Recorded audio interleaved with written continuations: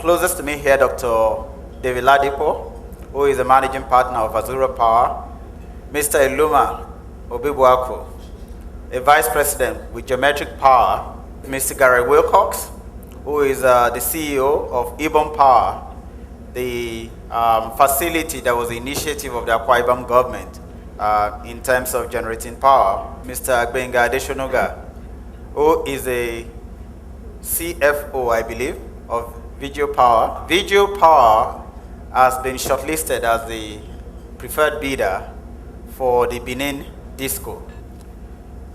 In your opinion, what do you think are the key issues that are still critical to embedding the success so far that we've seen in the reform and taking it forward at an accelerated pace? To be honest, my view at the moment is that what the country is embarked upon in the power sector is akin to and can be compared to the process which Russia went through, the perestroika that it has gone through. It is a huge process. The revolution is one which requires investments at every point in the value chain.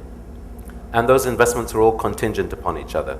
And what I see is a situation where, in order to bridge the gaps that exist, we are going to have to take leaps in the dark. And the we that I'm speaking about here are the investors in the upstream gas supply and gas transportation sector, generation, transmission, and distribution.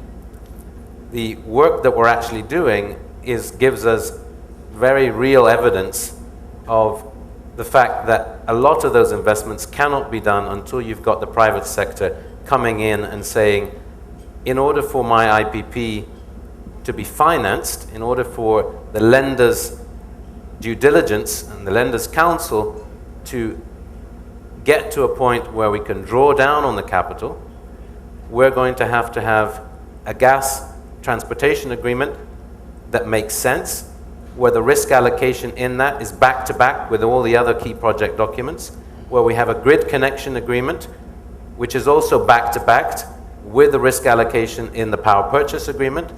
And when you take one IPP, such as the IPP that Gareth Wilcox or Eluma, or in my case Azura, take one of those and you try to get those to financial close, what you realize is that you've got to force change at every point in the value chain.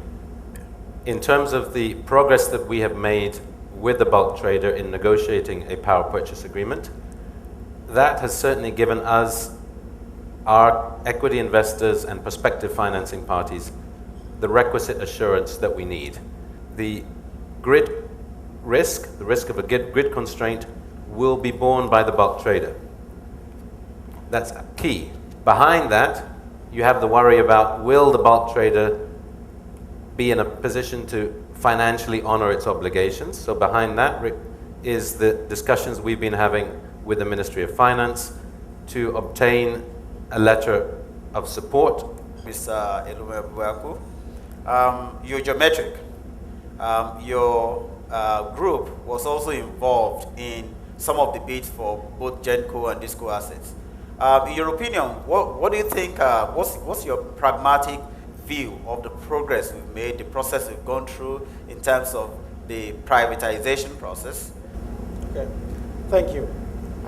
Again, thank you for hosting this event. This is an excellent opportunity to at least bring all the stakeholders together and forge the appropriate pressure. To directly answer your question, our group actually, in terms of the bidding exercise, was focused more on the disco, on the distribution side of things. There are a fair amount of positives, and I think that we're certainly in a better place by simply moving the process forward and ending up with some winners as we have it right now. There's going to be a significant amount of work for the financial players such as yourselves to do in terms of examining closely the business plans of the parties who participated in this bid, examining closely the managerial capacity, the governance structures, their technical partners, etc., to make sure that these parties actually have the capacity to deliver on the plan in a way, in a way that they can be measured and that they will be measured by the regulator. The transmission part of the value chain is just absolutely critical. Absolutely. So the question is, can we go ahead and spend a few more weeks or months trying to get a new operator? Should we leave it to the government to run? I mean, what's your view? It's important for us as a country to project to investors and to ourselves, local investors, international investors, and everyone, that we respect the sanctity of contracts, even if we don't like the contents of the contract. Based on press reports, it is clear that they have a contract. If they have a contract, any changes in the contract or any annulment of the contract needs to tie back to the terms and conditions of the contract itself. Otherwise, there isn't a valid basis to annul or abrogate the contract. Fortunately for you and your team, you had a very well-funded sponsor in Akwa Ibom State. But then it was quite a challenge. Can you relate that experience to challenges that you think we might still have in each aspect of the value chain? We're not funded by Akwa state government at all at the moment. We're operating as an independent entity. Ever since the beginning of 2009, when we received the last funding from Akwa, and we've been able to keep going. Akwa has a population of 4 million.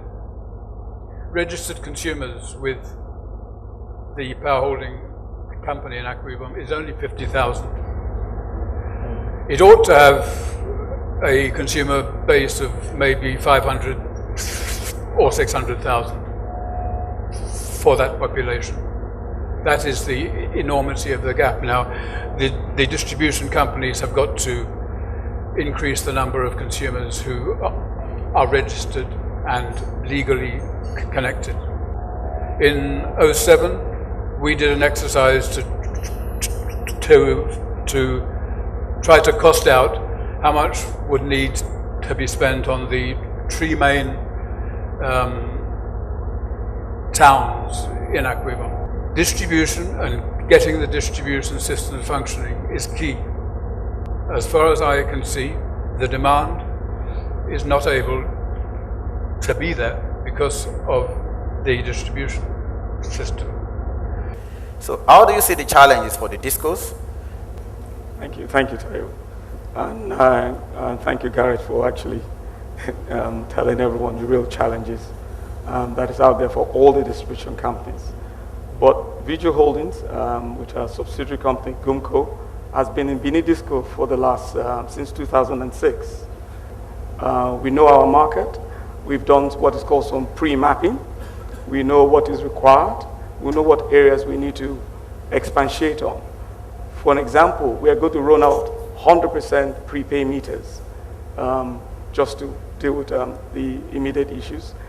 In addition, Garrett mentioned the difference between those who have been metered, those who are just, as I said, they just take electricity without paying.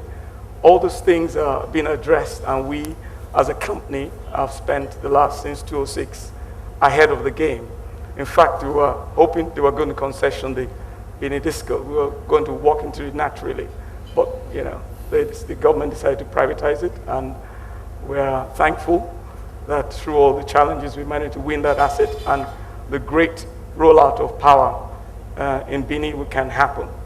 The experience on the average age is about 55. So there's a huge talent gap there. How do you address all that? I think, again, the beauty of it is that we have been in the distribution game locally since 2006. In fact, a lot longer, over 11 years. All these concerns, we are fully aware of them. We've been addressing it since then.